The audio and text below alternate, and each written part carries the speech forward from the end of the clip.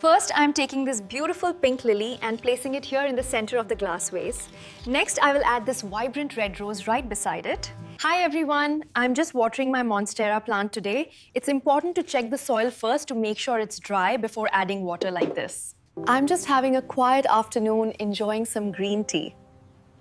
Would you like a cup? It's very refreshing. Welcome back. A simple chore like making your bed is a great way to start the day. I'm just placing the final pillow now. Hello everyone. Today I am planting this beautiful marigold. First, I put some soil in the pot using this trowel. Let's make some tea. We pour the hot water into the cup with the tea bag, stir it gently, and then add a dash of milk. Enjoy your cup. Welcome to my balcony garden. Today we are potting this lovely marigold.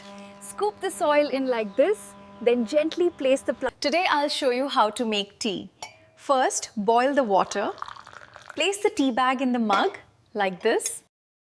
Good morning. I wake up early. I feel fresh. I stretch my body. It feels good. I open the window. Fresh air comes in.